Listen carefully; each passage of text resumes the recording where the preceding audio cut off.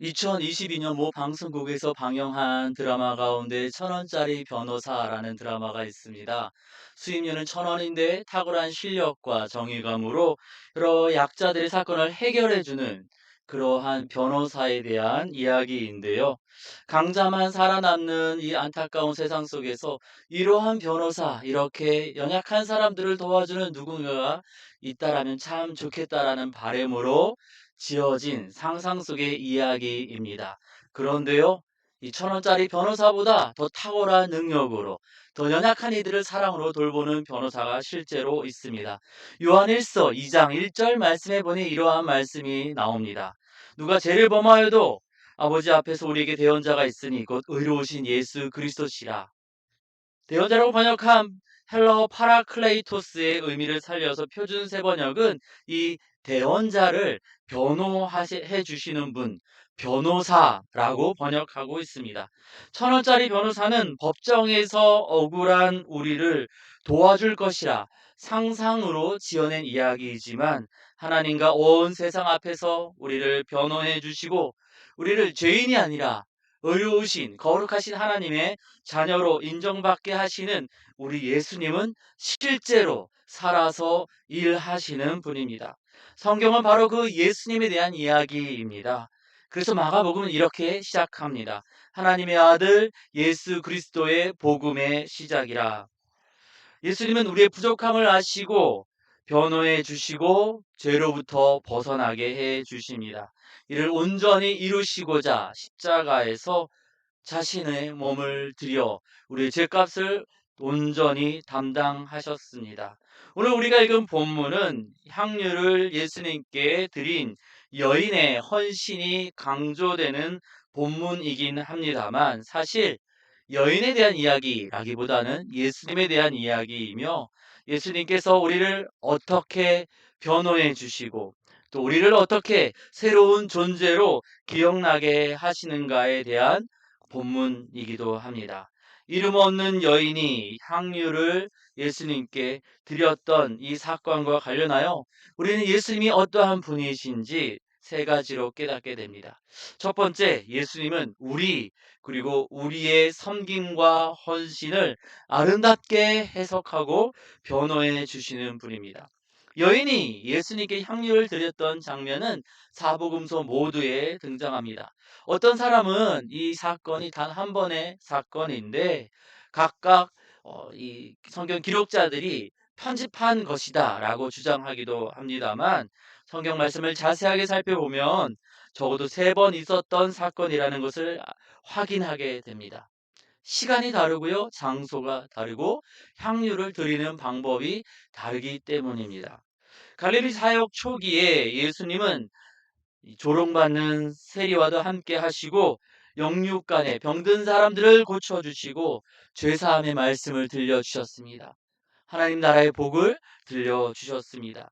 예수님이 전하여 주시는 그 하나님 나라의 위로를 듣고서 죄인을 용서하시고 새롭게 하시는 것을 보고서 누가복음 7장에서 죄 많은 여인이 예수님께 다가가 눈물로 예수님의 발을 적시고 자신의 머리카락으로 그 발을 닦은 이후에 향유를 붓습니다. 예, 예수님께서 이렇게 말씀하시지요. 그의 사랑함이 많음이라 사함을 받은 일이 적은 자는 적게 사랑하느니라. 이 여인 지난 과거에는 죄를 많이 지었지만 용서받았기에 그 많은 죄들, 그 아팠던 과거들을 용서받았기에 그래서 그 큰 감사와 사랑의 마음을 전하고자 향유를 예수님께 드린 것이라 우리 예수님 말씀하여 주십니다. 그 이후에 예수님의 공생의 사역이 마무리될 때 요한복음 11장에 보니까 나사로가 베다니에서 죽었습니다. 그때 우리 예수님 찾아가셔서 다시 살리시지요. 그리고 이어서 12장에 보니까요. 예수님을 위하여서 잔치가 열렸다라는 기록이 나옵니다. 나사로의 누인 마르다는 잔치를 섬기고요. 그 다음 말씀 3절에 보니까 나사로의 또 다른 누이 마리아가 향유를 예수님의 발에 붓고 자신의 머리카락으로 닦습니다. 죽은 나의 형제 나사로를 다시 살려주신 것에 대한 감사의 표현으로 마리아가 향유를 바친 것이라 설명하는 학자들도 있습니다. 사랑하는 가족을 살려주셨으니, 이미 죽었던 나의 사랑하는 형제를 살려주셨으니 값비싼 선물을 드릴 수 있겠지요. 그런데요, 예수님은 마리아가 예수님의 장례를 준비한 것이라고 설명해 주십니다. 11장에 마리아와 마르다의 이야기를 들어보면은 부활에 대한 이야기, 죽음에 대한 언급이 나오는 것을 보게 됩니다. 나사로를 살리신 것을 보면서 예수님이야말로 참된 메시아이시다라는 것을 확신한 마리아는 감사의 고백과 더불어서 온 세상의 죄를 담당하실 약속하신 메시아에 대한 신앙적인 고백으로 향유를 부은 것입니다. 요한복음 12장 1절에서 6월절 엿새 전에 나사로의 누이 마리아가 예수님께 향유를 부었는데, 오늘 말씀 마가복음 14장에 보니 4일이 지나서 6월절 이틀 전이 되었을 때 예수님은 베다니 시몬의 집에서 식사를 하고 계셨습니다. 성경은 나병 환자라고 소개하고 있지요. 아마 예수님이 수많은 나병 환자를 치유하셨는데 그 중에 한 사람이었던 것 같습니다. 그런데 그때 한 여인이 등장해서 향유를 담은 옥합을 깨뜨려 예수님의 발이 아니라 이제 예수님의 머리에 붓기 시작합니다. 당황스러운 사건입니다. 이 여인은 누가복음에 등장했었던 죄 많은 여인도, 요한복음에 등장했었던 나사로의 누이 마리아도 아닙니다. 여인의 행보가 오늘날처럼 자유롭지 않았던 시대적 상황을 고려해 볼 때 아마도 나병 환자였다가 나음을 받았던 시몬의 가족이었을 것이라고 사람들은 추측합니다. 레위기 13장 말씀에 의하면, 율법에 따르면 나병 환자는 진영 밖에서 혼자 살아야 합니다. 살아있지만 마치 죽은 자와 같이 그렇게 살아야 합니다. 그런데 우리 예수님께서 그 끔찍한 나병을 고쳐주셨으니 내 사랑하는 형제, 내 사랑하는 가족 시몬이 이제 사람답게 살게 된 것입니다. 예, 감사의 마음과 더불어서 나병을 낫게 한다는 것, 이것은 메시아에 대한 증거이기도 하거든요. 마태복음 11장에서 세례 요한이 예수님이 메시아 맞습니까? 의심했을 때 우리 예수님이 이렇게 말씀하십니다. 나병 환자가 깨끗함을 받으며 못 듣는 자가 들으며 죽은 자가 살아나며 가난한 자에게 복음이 전파된다. 바로 나병을 고치는 것, 사실 약속하신 메시아라는 증거 중에 하나였습니다. 아, 내 사랑하는 가족 시몬을 이 나병으로부터 다시 구원하여 주신 우리 예수님, 메시아가 맞구나. 그래서 할 수 있는 최선의 마음을 다하여 이 여인은 예수님의 머리에 향유를 붓습니다. 이 여인의 입장에서는 처음이자 마지막으로 그렇게 예수님께 드린 것이지만, 예수님과 함께 있었던 제자들에게는 어떻게 했습니까? 누가복음 7장에서 죄 많은 여인도 예수님의 발에 향유를 부었고, 요한복음 12장에서 나사로의 누이 마리아도 예수님의 발에 향유를 부었는데, 나사로의 누이 마리아가 예수님의 발에 향유를 부은 지 4일 만에 같은 베다니 땅에서 이러한 일이 반복이 된 것입니다. 그래서 어떤 사람들은 화를 냅니다. 어찌하여 이 향유를 허비하는가? 감사한 것도 알겠고, 또 예수님 사랑하는 것도 알겠는데, 예수님에 대한 신앙 고백도 인정하겠는데, 굳이 이렇게까지 해야 합니까? 이것은 합리적이지 않습니다. 그저 낭비일 뿐입니다. 구체적인 근거까지 제시하지요. 이 향유를 300데나리온 이상에 팔아서 가난한 자에게 나누어 주는 것이 더 좋았겠다. 한 데나리온은 이 당시 노동자 하루의 임금입니다. 300데나리온이면 1년의 노동자, 소위 연봉에 해당하는 어마어마한 금액입니다. 한 번도 아니고 그것도 세 번씩, 그리고 며칠 전에도 이러한 일이 있었는데, 제자들 입장에서 예수님이 오병이로 5,000명을 먹이시며 가난한 자를 돌보셨던 것을 보았던 이 제자들 입장에서는 화가 납니다. 가난한 자를 돌보면서 민족의 지도자로 존경받던 예수님을 위해서라는 그러한 목적에서도 못마땅할 만합니다. 얼마나 화를 내었던지 예수님이 이렇게 말씀하십니다. 어찌하여 그를 괴롭게 하느냐. 마가복음에 나타난 사람들의 비난 외에도 이 여인의 행동에 문제가 되는 것이 하나 더 있습니다. 이 여인은 향기로운 기름을 다른 사람들처럼 예수님의 발에 부은 것이 아니라 예수님의 머리에 부은 것입니다. 여러분, 메시아라는 단어를 잘 아시지요? 기름 부음을 받은 자. 이 기름 부음, 이것은요, 높은 이가 또는 지극히 높으신 하나님으로부터 권한을 부여받은 사람이 그 높으신 이의 뜻을 따라 낮은 이의 머리에 붓는 것입니다. 이 여인의 행동은 마치 예수님에게 기름 붓는 것처럼 보이는 이 행동은 마치 이 여인이 스스로 선지자 또는 예수님과 대등한 어떤 존재인 것처럼 보여질 수 있습니다. 제자들이 보기에도 우리가 알고 있는 성경 지식으로도 만족스러운 모습은 아닙니다. 그런데 우리 예수님 이 여인을 변호해 주십니다. 먼저 제자들이 지적했었던 합리적인 돈의 사용에 대해서는 7절 말씀을 통해서 가난한 자들을 구제하는 것은 항상 가능하지만 예수님의 십자가 사건은 단 한 번뿐임을 알려주시면서 변호해 주십니다. 다음으로 월권처럼 보이는 머리에 기름을 부는 행동에 대해서는 8절에 장례를 준비하는 것이라 새로운 해석을 덧붙여 주십니다. 예수님께서 참된 메시아라는 의미로 기름을 부었던 것인지 아니면 앞으로 이틀 뒤에 있게 될 그 십자가 사건을 생각하면서 기름을 부었는지 이 여인은 아무런 말이 없기 때문에 여인의 의도를 우리는 알 수 없습니다. 제자들도 십자가 사건에 대해서 잘 알지 못했는데 이 여인이 그렇게 잘 알았을까 의심하는 사람들도 있습니다. 다만 예수님의 설명만 성경은 기록하고 있습니다.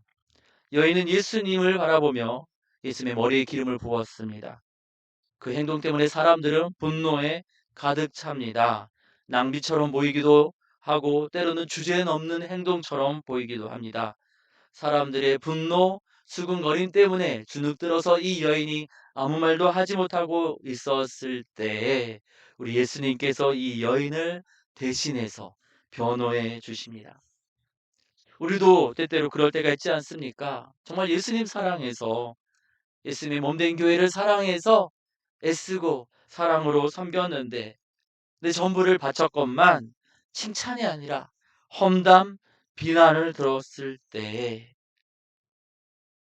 사람들의 비난 가운데 아무 말도 하지 못한 채 고개만 숙이게 되었을 때에 지금도 우리 예수님께서 그 여인을 변호해 주시고 사랑으로 품어 주셨던 것처럼 우리를 변호해 주시고 사랑으로 품어 주시고 계시는 줄 믿습니다. 1차 세계대전 때 독가스를 무기로 사용했습니다. 이 방어하는 입장에서는 또 이 방어용 무기를 만들었지요. 방독면을 만들었습니다. 이것을 개발해서 모든 군인들에게 나누어서 주었건만 많은 군인들이 독가스에 희생을 당합니다. 이 시대에 방독면 발달 기술로는 피부에 밀착을 해야 되는데 몇몇 군인들이 바쁘다고 수염을 깎지 않은 겁니다. 이 방독면과 피부 사이가 밀착이 되어야 되는데 수염이 자라서 그 벌어진 작은 틈으로 독가스가 들어가서 생명을 빼앗아 갔던 것입니다. 이것을 알게 된 이 군 지도부에서는 모든 군인들에게 전투에 임할 때 반드시 면도를 하게 했습니다. 그렇게 강제로 면도를 하였더니만 얼굴과 피부가 밀착되어서 독가스로부터 생명을 지키게 되었다라는 이야기가 있습니다. 예수님 사랑해서 헌신했는데 사람들이 이런저런 이야기들을 하게 되면은 우리 마음속 작은 틈에 그런 이야기들이 들어오게 될 때가 있습니다. 별거 아닌 것 같은 그 말들 때문에 때로는 상처를 받아서 예수님의 몸된 교회에서 멀어지기도 합니다. 독가스가 들어오지 않도록 얼굴과 방독면을 밀착해야 되는 것처럼 불필요한 이야기가 예수님을 향한 우리의 사랑, 순전한 마음을 해치지 않도록 우리 마음이 예수님의 십자가 사랑으로 온전히 쌓여지기를 원합니다. 혹 내가 아닌 다른 누군가가 예수님 사랑에서 헌신했다라면은 더 좋은 방법을 알고 있다 할지라도 더 알고 있다 할지라도 비난 또는 비판, 분석보다는 오늘 예수님께서 들려주시는 음성에 우리가 귀 기울이기를 원합니다. 그가 내게 좋은 일을 하였느니라. 아, 그래. 그 사람이 예수님께 좋은 일을 한 거지. 그래. 참 잘하셨네. 그렇게 우리가 이야기하고 예수님의 마음으로 축복하면서 우리 그리고 우리의 섬김과 헌신을 아름답게 해석하고 변호해 주시는 예수님과 동행하며 예수님의 위로를 누리길 원합니다. 두 번째로 우리 예수님은 우리를 잘 아시는 분입니다. 변호사는 피고인의 상황을 잘 알아야 효과적으로 변호할 수 있습니다. 모든 것을 아시는 하나님 앞에서 우리 예수님께서 우리를 변호하시려면 우리에 대해서 잘 아셔야만 합니다. 그런데 오늘 본문의 사건에 이 예수님의 머리에 기름을 향유를 부은 여인의 말은 한마디도 등장하지 않습니다. 마가가 이 복음서를 기록할 때 여인들의 말, 그들의 뜻을 다 삭제했었기 때문일까요? 그렇지 않습니다. 12의 혈증 앓던 여인이 어떤 마음으로 예수님께 다가갔는지 마가복음은 정확하게 기록하고 있습니다. 헤로디아의 딸이 어떻게 이 헤롯 왕에게 자신의 춤춘 대가를 요구했는지 그 어린 소녀의 말을 구체적으로 기록하고 있습니다. 이방 여인 수르보니게 이 여인이 예수님의 말씀 앞에서 어떻게 다시 응답했는지 구체적으로 기록하고 있습니다. 그런데 오늘 본문에서 사람들을 놀라게 하고 때로는 화나게 했던 여인의 행동을 기록하고 있음에도 불구하고 이 여인의 말은 단 한마디도 등장하지 않습니다. 앞서 말씀드렸던 것처럼 사람들의 반응에 주눅들어서 아무 말도 하지 못했던 것 같습니다. 그러나 우리 예수님 이 여인의 모든 상황을 아시고 변호해 주시고 해석해 주시지요. 이 여인의 진심을 아시는 예수님은 이러한 말씀을 덧붙여 주십니다. 8절입니다. 그는 힘을 다하여 내 몸에 향유를 부어 내 장례를 미리 준비하였느니라. 힘을 다하였다. 최선을 다했다라는 것이죠. 그 마음을 예수님이 아시고 받으셨다는 겁니다. 표준 세번역은 이 헬라어의 의미를 살려서 힘을 다하여 라는 표현을 자기가 할 수 있는 일을 한 것이라고 번역하면서 전부를 들였다 설명합니다. 할 수 있는 최선을 들인 여인의 마음을 주님이 아시고 받으신 겁니다. 이 여인의 헌신에 대한 평가와 비슷한 표현이 마가복음 12장에 등장합니다. 두랩돈 한 고드란트를 드린 여인에 대한 예수님의 평가가 바로 그것입니다. 사람들 보기에는 적은 동전 2개일지 모르지만 그 여인의 소유 전부를 드린 것인 줄 아시고 모든 사람들보다 더 많이 드렸다 인정하여 주십니다. 많은 것을 드렸을 때에도 그 많은 재물보다는 그 사람의 사랑의 마음을 알아주시고 남들 보기에 아무리 적다 할지라도 그 마음을 보시고 가장 큰 것을 드렸다. 그 애타는 마음을 알아주시는 분이 바로 우리 예수님이십니다. 밥을 굶고 짧을거리는 차를 타지 않고 우리 어머님들, 아버지들 그렇게 돈 아끼고 아껴가면서 그렇게 아낀 돈으로 주님께, 예수님께, 예수님 몸된 교회에 드리고 또 잠 못 이루면서 교회를 섬기고 또 사랑했는데 때로는 사람들이 이런 말 하죠. 돈 있다고 자랑하는 것이냐? 당신만 그렇게 열심을 내는 것이냐? 괜한 시기나 오해를 받을 때가 있습니다. 왜 사람들은 그렇게 오해하고 또 정죄하고 비난할까요? 잘 모르기 때문입니다. 잘 모르기 때문에 오해하고 비난하는 겁니다. 잘 모르는 사람들에게 우리가 억지로 인정받으려 하지 말고 그 모든 상황 속에서 우리가 얼마나 힘겨운 상황 속에서, 우리가 얼마나 간절한 마음으로, 우리가 얼마나 뜨거운 사랑으로 예수님께 드린 것인지 잘 아시고 인정해 주시는 예수님께 우리의 생각과 감정을 다 토하기를 원합니다.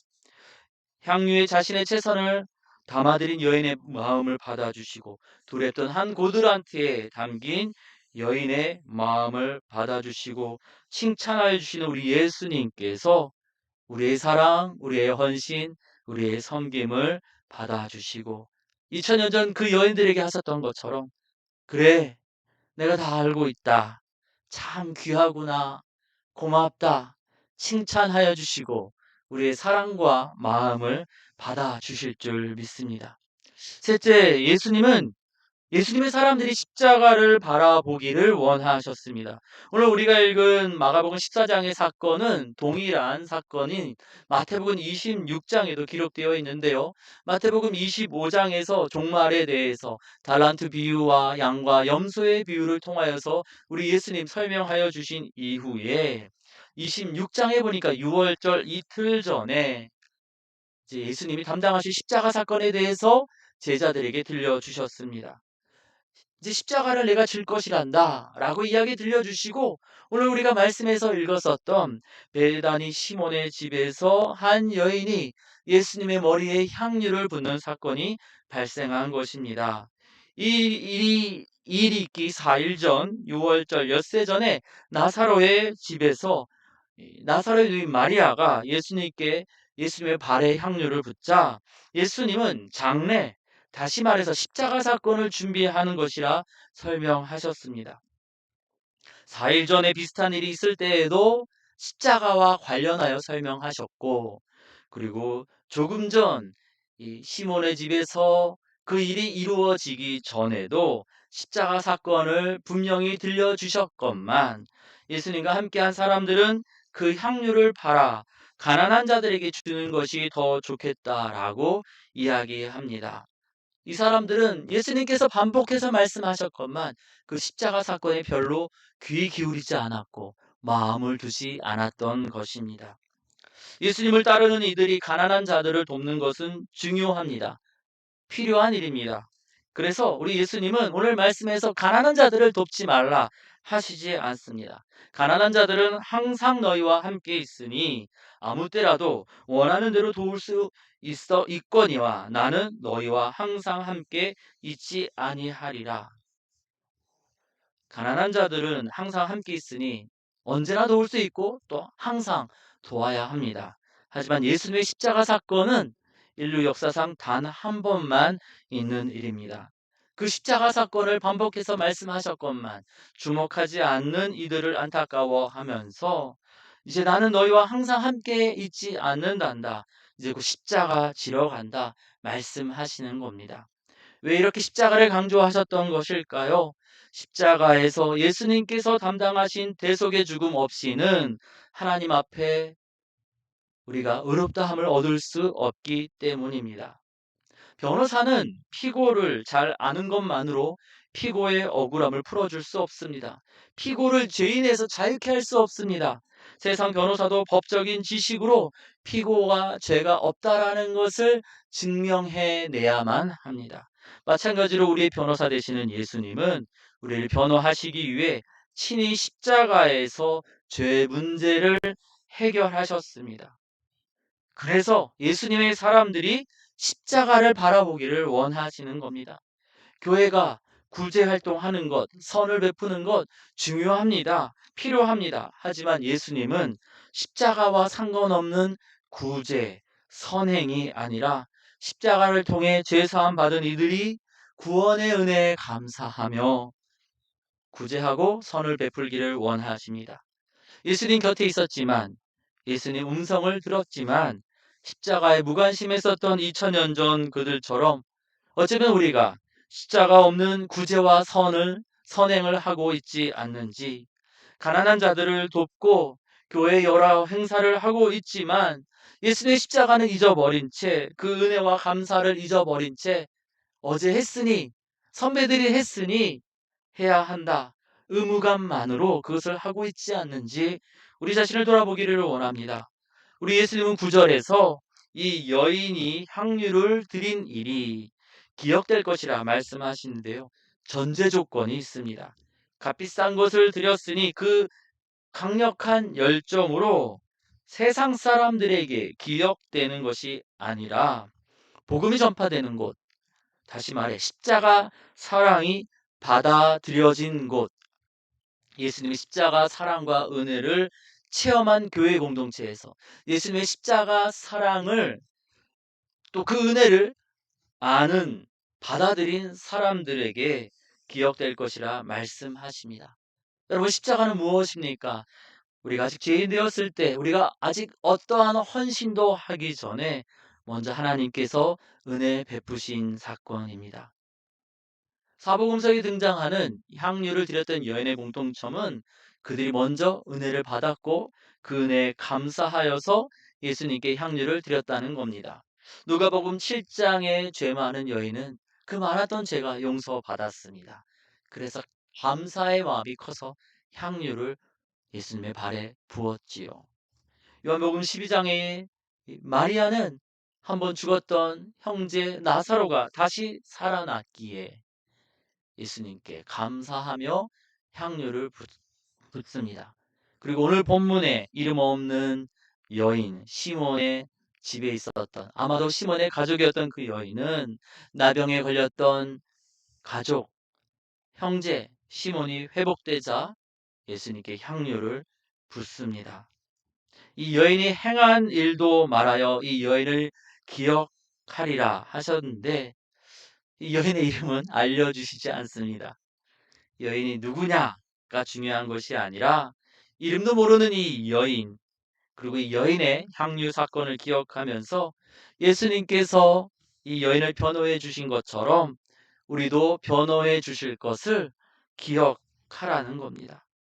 또한 온전한 변호를 위해서 우리 예수님께서 십자가에 달리셨음을 기억하라는 것입니다. 사순절 기간을 맞이할 때마다 우리는 십자가에 대해서 듣고 또 듣습니다. 2000년 전 그때 그 사람들처럼 눈과 귀가 어두워지고 마음이 굳어져서 들려지는 십자가, 보여지는 십자가에 무관심할 것이 아니라 십자가에서 드러내신 그 사랑의 감사함으로 2000년 전 그 여인처럼 우리 예수님 앞에 나아가기를 원합니다. 부족한 부분이 있어도 사람들의 비난과 정죄, 오해가 있다 할지라도 예수님의 변호를 의지하며 우리의 사랑, 우리의 마음을 올려드리기 원합니다. 우리를 잘 아시는 예수님께서 2000년 전 말씀하셨던 것처럼 우리에게도 우리의 헌신, 사랑과 섬김을 받으시고 그가 내게 좋은 일을 하였다. 그 여인이 기억되게 하셨던 것처럼 우리도 사랑으로 기억하여 주실 줄 믿습니다.